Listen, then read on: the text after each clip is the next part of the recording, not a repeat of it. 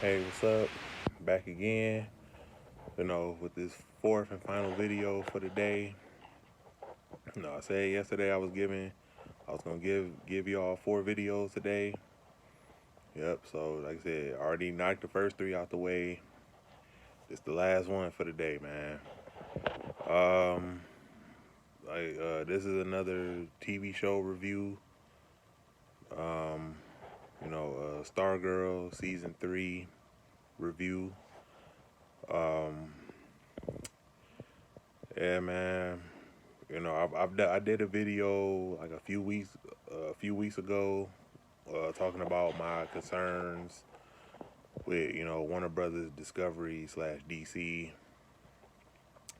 and in that video, I pretty much talked about like all these subtle changes, them pretty much axing all of the most of the DC content, current DC content like the shows, certain movies, certain actors, etc. And Stargirl was unfortunately one of the shows that got caught in the crossfire. Like I said, this third season just so happens to be the final. Just so happened to be its final season. It was not canceled due to low ratings. That's not the reason why it was canceled. So, if anybody thinks, oh well, the ratings were low, that's why they probably canceled it. No, that's not the reason at all. The reason it got canceled, man, because all new management, and and plus it's on a dead network, CW, which they're trash anyway. So they decided to cut ties with it. Jeff Johns, the creator, one of the showrunner, and plus he also created the Stargirl character, which is actually based off his deceased sister in real life. So this show is pretty much like his baby, pretty much, which I respect that. I would say this is probably like the third live action iteration of the Stargirl character. She has appeared on two other versions of the character. Has appeared on other DC shows, Smallville and Legends of Tomorrow, respectively. Then of course this got her own show. Um, but yeah, man, this was a good season, man. And they did do an alternate. They did film two different endings for the show for the season finale, just in case, because they kind of already knew that they weren't gonna. It was a strong chance that they weren't gonna get renewed for a fourth season, so they kind of, filmed alternate ending, as a contingency, which was smart on their part. Um, but yeah, man, like I said, I love it. This is hands down one of my favorite like live action DC shows, hands down. I would put it in the top five. Yeah, it's that good, man. And I'm not the biggest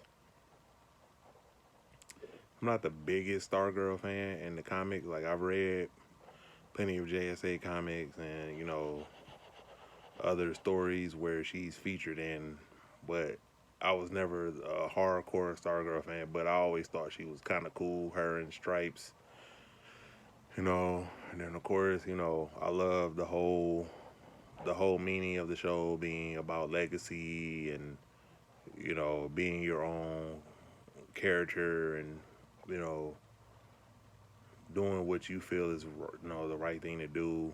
I always kind of like that aspect, because they did it in a way where it doesn't come off as being corny and cheesy. Because they could have easily went that route, but this show, it didn't. They it didn't go that route, man. But yeah, this was a good season, man. This season, the finale. If I had to rank it, um, if I had to rank it as as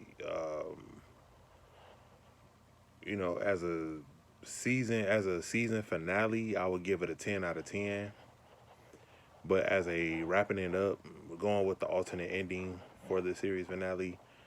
Ranking it as a series finale, I would give it a 7.5. No, I'll take that back. I'll give it an 8 out of 10. Like I said, for a season finale, I give it a 10 out of 10. As a series finale, I give it an 8 out of 10. Because there were like certain parts throughout the final episode where they kind of like rushed through, kind of skipped over, and they did it to the best of their ability. But for what it was still a good season, man. We got this whole murder mystery going on. One of the characters, one of the former villains, the gambler, gets killed mysteriously. We're trying to figure out who did it. Courtney and the other JSA members trying to figure out who did it, and the team is still not trusting Cindy. You know, but Courtney is very opened up and accepted her. And just yeah, man, just Starman, Sylvester Pimpleton, being mysteriously coming back from the dead. And then we get like a little 360, spin with that. Later revealed that he's actually um, is not the real Starman. Is actually one of the villains, called the Ultra Humanite. Sort of like they kind of like swap brains with each other. So his brain is in Starman's body, and yeah, so it was pretty good, man. This was a very good season. They did end on a high note. You know, um, if I had to rank all 3 seasons of Stargirl, I would say season 2 is still the best season. I'm sorry, um, for obvious reason. Like Eclipso was that dude last season. So yeah, I would say season 2 is still the best season. Number 2 would be season 1. Yeah, number 2 would be season 1, because season 1 was also very good. And then I would say this season, like, this was not a bad season in any shape or form. I just like the first 2 seasons a little better. But yeah, man. But like I said, yeah, it was very, like I said, very sad, bittersweet to see this show go, because I really love this show. I loved all of the characters. The actors were, I take my hat off to the entire cast and crew. Like, they all did a phenomenal job. You could just feel the good energy in the room. Like, you could tell, like, all of them were happy to be here. I watched interviews, with Jeff Johns and the actress who played Stargirl, Brick Bassinger. I think that's how you pronounce her name. If I'm mispronouncing it, I apologize. But yeah, I watched interviews with the two of them, and other, cast members of the show, talking about the show ending after this season. And so they were just talking about all their highlight moments, man. And, they had a good, 3 years working on this show. You know, and it was bitter. It's bittersweet, but hey, man, unfortunately, all good things come to an end. Unfortunately, but a little on the positive side of it. At least Stargirl, the character and the actress, will be reprising her role for this season of Titans, and I think Doom Patrol. Because both of those shows are in their current 4 seasons. So yeah, Breck Bassinger, she'll be guest starring on an episode of Titans, and I'm assuming an episode of Doom Patrol. So at least she'll be coming back and reprising her role in some form, in some capacity, which is cool. Which even though it's not really a crossover that I would want to see, because I'm like, okay, what would given how gritty Titans is as a show, and how weird and out there Doom Patrol is as a show.